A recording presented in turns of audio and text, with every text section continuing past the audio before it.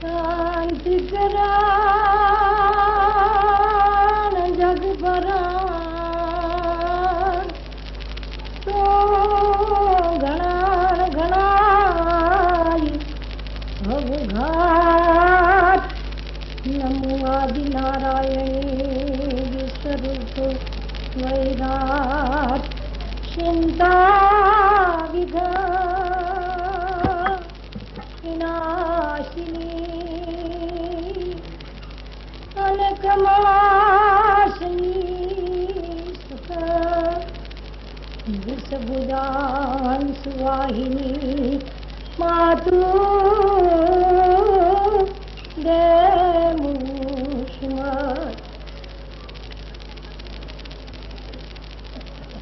સારણો આદિથી એ સરસ્વતીના ઉપાસક હતા.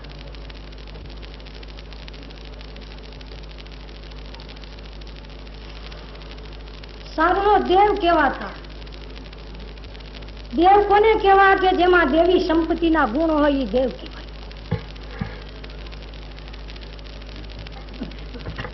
દેવ હોય માંસાહાર કરતો હોય એ દેવ ન કહેવાય. દારૂ કોણ પીએ? દૈત પીએ. જેની વૃત્તિ દૈત છે એ જ દારૂ ગ્રહણ કરે છે. તો સારણો માં જો દેવી સંપત્તિના ગુણ હોય તો કોઈ દિવસ એનાથી દારૂ ન પીવાય.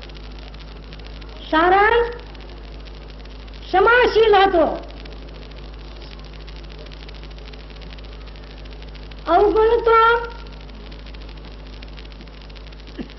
એક હું નનકી હતી ત્યારે મારા બાપુ કહેતા કે બેટા એક શીખવું જોઈએ જરૂર. હું નનકી હતી તે બહુ ખીજાળ હતી. ત્યારે મારા બાપુએ મને એક દિવસ કીધું કે કોઈ પણ લાકડી મારે તો એને લાકડી ન મારવી જોઈએ, પણ એ ગામ જમાડતો હોય તો બીજી વાર ગામ જમાડવાનો ગુણ રખાય. તો આપણું કોઈ બીજાને બગાડી નાખ્યું હોય તો એનો બગાડવા આપણે તૈયાર થવું ન જોઈએ. સારણ ક્ષમાશીલ હતો. સારણ હાદો હતો. સારણ સત્યવાદી હતો. સારણ સત્યની ઉપાસના કરતો. સારણને ઘીરે અનેક જોગમાયા દિવ્ય શક્તિ જન્મતી હતી. જો દારૂ પીધો હોત તો ત્યાં આવડ ન જન્મે. જો એને માંસાહાર કર્યો હોત તો ત્યાં ખોડિયાર ન જન્મે. જો એને બીજા તરફ ઈર્ષા ભાવ રાખ્યો તો ત્યાં વરવડી જેવી મહાન અન્નપૂર્ણાઓ ન જન્મે.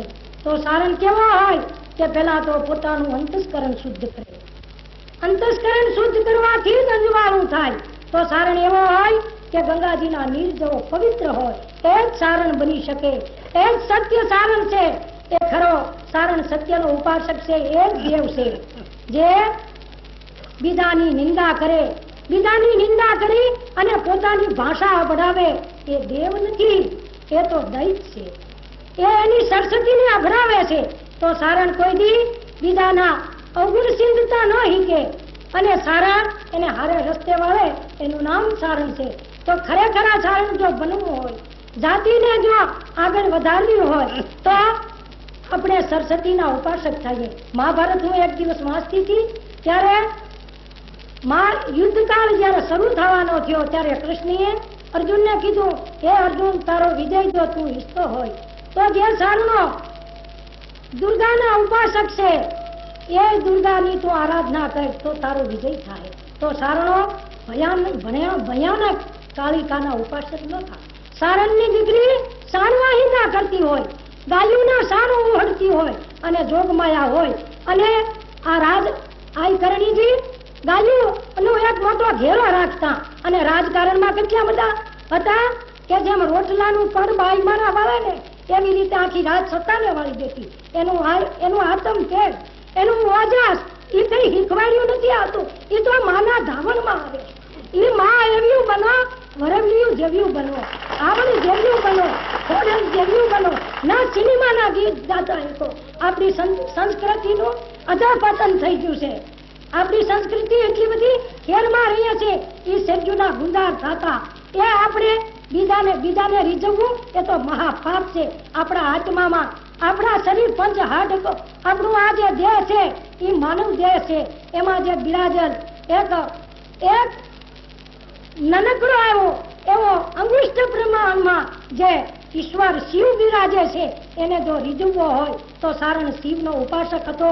તો આપણે એને જો રીઝવવો હોય તો સારણ પોતાના શિવને રીઝવવા ખાતર દાન કરે, ન પરાયાને આનંદ કરાવવા માટે નહીં.